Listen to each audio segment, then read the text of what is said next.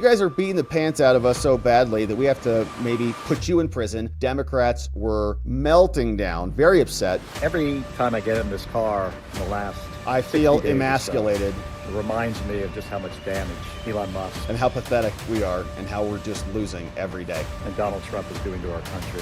They know who their leader is because Chap lived from butt-kissing one person. Democrats are now threatening DOGE and the Elon employees with jail, saying, you guys are beating the pants out of us so badly that we have to maybe put you in prison like we tried to do with President Trump and did successfully with many J6ers whom were innocent of the government allegations. But this guy's a representative called Beyer. He represents people out in Virginia. So if you're in Virginia, make sure you don't forget his corrupt name and vote against him next time. But DOGE, he says, they may face criminal exposure for violating laws about financial conflicts of interest.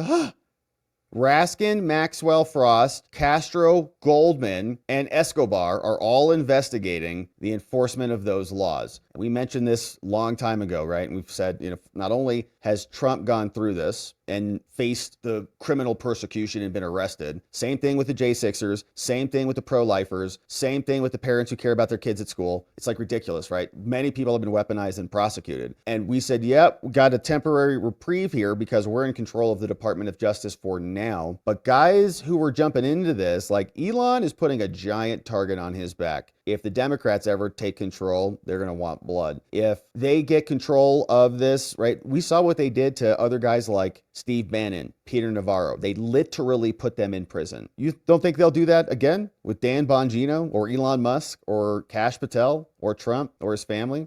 They would love to try it, right? And if they could do it, they would do it. These people are sick. They already did it and tried to do it. So obviously they would do it again if they could. So they're warning. They say, you guys better be careful. Stop this or we're going to prosecute you. Writing this letter to Director Collins. DOGE, we're deeply concerned. And by the way, we have been covering these lawsuits. They are following the law to the T. Even when the judges are like, let me know what you've done here. We read this last week where they said, Rubio, we want to make sure that you made these decisions to fire all the USAID workers. They sent him a big tranche of documents and they said, here, read it and weep. Everything's above board and by the law. Judge Amir Ali from Ontario also said the same thing.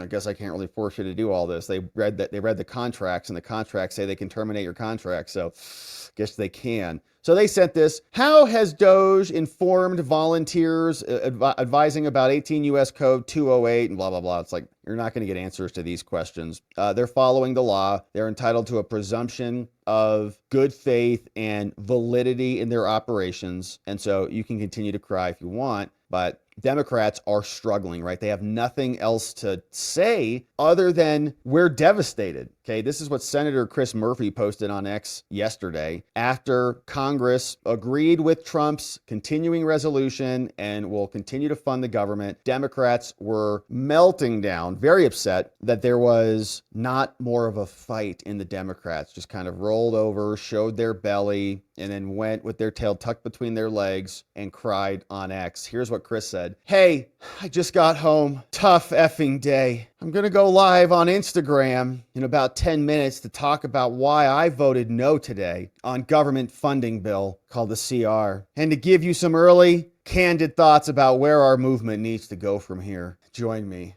Hey, Chris. Sounds like a teenage girl. Except they have better manners than that, not a potty mouth. And so as we have talked about repeatedly here, every time you see a Democrat posting something, they've been using a lot of profanity lately. They're having a hard time. And it's a bodily orifice or a bodily function. You're going to see it. It's happening a lot. It's weird. So tough effing day. Yeah. Hey, Chris. Okay. Man, he needs somebody to talk to. So he's like, hey, just got home, like he's texting somebody, and then he's going to get on Instagram, all right, and talk about his day. It's a senator. All right. Meanwhile, Trump is slashing and burning. He says, hey, by the way, morons, you get on Instagram and talk, text with your besties or whatever you got to do. But it's March 14th. It's Friday. We're not letting up at all. Trump says we're going to continue to reduce the scope of the federal bureaucracy. So as he was in the DOJ and then came out and emerged to raucous applause. There was more executive orders coming out of the White House. Says the order continues the reduction in the elements of the federal bureaucracy, this order, that we've determined to be unnecessary. Says, except as provided in subsection B of this section, the non-statutory components and functions of the government shall be eliminated to the maximum extent applicable under the law, and such entities shall reduce the performance of their statutory functions and associated personnel to the minimum presence and function required by law, all these being afuera. The Federal Mediation and Consolation Service, U.S. State Agency for Global Media, the Woodrow Wilson International Center for Scholars in the Smithsonian Institution, gone. Institute for Museum, gone. U.S. Interagency Council on Homelessness, gone. Community Development Financial Institutions Fund, by. And the Minority Business Development Agency, gone. Within 7 days of this order, the head of each government entity shall submit a report about what can happen next. Now, in reviewing this, to the maximum extent possible, effectuate this termination. Now, nothing in this order shall be construed to do anything other than what we've said, signed by the White House. And so the cuts continue, and they will continue until morale improves. So meanwhile, the Democrats are having to respond, and here is what Arizona's space cadet senator had to say. You know, he bought a Tesla and he doesn't want to drive it anymore because Elon keeps winning in his face and he can't take it anymore. He's like, I'm going to go buy a more inferior car that's less American made and more inefficient, and he'll show Elon accordingly. Hey folks, it's Mark Kelly here in Washington, driving to work for the last time in my Tesla. When I bought this thing, I didn't think it was going to become a political issue. Every time I get in this car in the last I feel 60 days emasculated. It reminds me of just how much damage Elon Musk and how pathetic we are and how we're just losing every day. And Donald Trump is doing to our country. Talking about slashing Social Security, cutting health care benefits for poor people, for seniors. All this is made up. It's one bad thing. Made up. It's all made up. Your lies are made veterans. I'm a veteran. Yeah. So well, you really should be hard fired. time Yeah, you should be fired too, actually. Driving around in this thing. So I think it's time for an upgrade today. So this is going to be my last trip in this car. There were some things I really liked about it. Yeah, it's a good car. There are things I didn't like about it, but that doesn't matter. Yeah, it's a nice car. It's like What what? I matters think that's an S, right? It's 100 grand. Doing the right thing. I think it's time to get rid of it. $120. Elon Musk kind of turned out to be an asshole. Oh, there it is. Okay, so the Democrats, every time they speak, it's a bodily function or a bodily orifice. They can't escape it. It's nonstop. I don't want to be driving the car built and designed by an asshole. So, looking forward to my new ride. Oh man, he's so mad. They're so mad right now. Like the Tesla, it's a good car, right? I have one. It's a nice car. It drives itself. It's pretty cool. And I don't think there's anything else quite like it out there. So go find something else, go cope away somewhere. It's cool. And he's just calling him an a-hole. So that's hilarious. But anyways, that is what Collin Rugg clipped for us over from the Space Cadet Mark Kelly. And similarly, we've got Tim Walz, who is talking about butts and kissing butts. It's Democrat Orifice Day. Require him to have town halls. Look, I got asked that question. Who's in charge? Who's the leader of the Democratic Party, Governor? And I said, the people are. And for 3 days on Fox News, they're like making fun, the bungholes that are in the morning, like talking, oh, Walz doesn't even know who the leader of the party is. Well, you know why? They sure know where it is. They know who their leader is because chap lipped from butt kissing one person. So demand it. There is not going to be a charismatic leader ride in and do this. It is going to be people coming out on a beautiful Friday afternoon, demanding change and holding people accountable. All right, so bunghole butt kisser weirdo Tim Walz is having a strange conversation with Democrats. I guess he is speaking their language. He's like, you guys know what bunghole butt kissing is, right? They're like, oh yeah, definitely. It's like, yeah, so like this is an analogy that you'll understand. They're like, yeah, we love bungholes. So here is Pocahontas, who is way too close to the camera, and she's trying to struggle with the decimation of the Department of Justice. What's your reaction to what happened to the Department of Education? Education. Public education is a critical part, not just of how we build a future, but also of our democracy. Yeah. I support public education. Back up. Ultimately, Donald Trump and Elon Musk do not have the right to shut down the Department of Education. They're not shutting it down. They just fired a bunch of people. It's not shut down, weird person. Be honest when you're categorizing your talking points. Created by Congress. Only Congress has that right. But just the very fact that they want to do everything they can to insult public school teachers, to insult public school students, and to insult the communities that depend on and support.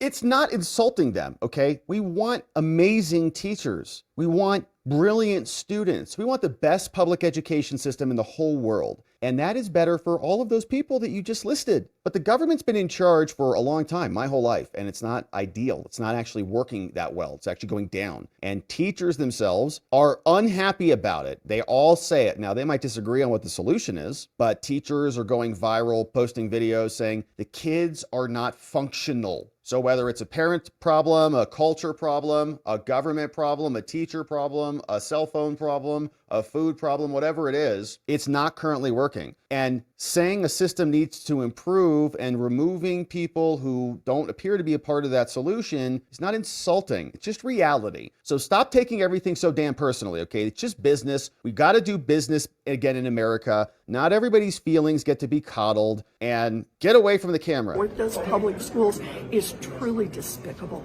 Your camera proximity is despicable, Pocahontas. You're driving us nuts. All right, so she was out there. We also saw Walz. Now, Hakeem Jeffries got very testy with this woman who was asking him just basic questions about Chuck Schumer's leadership. Chuck Schumer, of course, has no leadership. And so he reversed himself within like 6 hours. He's like, we're gonna shut the government down. Then he flopped, and so did Gillibrand and the rest of them, all voting to invoke cloture and then move the funding of the government forward. But Hakeem was making his way through the halls, and he's not eating an apple like Tom Homan was this time. No. Do not characterize. No, my question was, why are you afraid to say this? Do not characterize my remarks. I'm not afraid about anything. But you went to another question twice when asked about that. Isn't it a yes or no question? I said I was very clear that we look forward to working with every single one of our Senate Democratic colleagues. Every single one of them to push back against the Trump administration. Every single one. You just said yes to having confidence in him. This would go away in many ways. Do you think that this is what the American people care about right now? Or do they want us to do everything that we can to stop this partisan and harmful Republican bill from actually becoming law? Because that's what we as House Democrats are focused on. Don't. Look at his face right there. Don't. Man, he's not happy. They're having a tough time, Democrats, trying to figure it out. And this guy, again, screaming and dropping F-bombs. Now, we didn't get a bodily orifice out of Hakeem, but Harry Dunn is having a meltdown. And apparently he's dropping F-bombs all over the place. Let's see if we can maybe just get a snippet of this without the F-bombs. But you can see what he's doing right now. November 5th, we had an opportunity, and you know what? We effed it up. America failed me. This isn't about tariffs. This is about what's effing right and what's effing wrong. All right, so look, they're just going nuts. All right, just a little bit. Hopefully we can avoid it. Opportunity. We had, and you know what? What? Yeah, there it was. We muted it. People at home. People got complacent.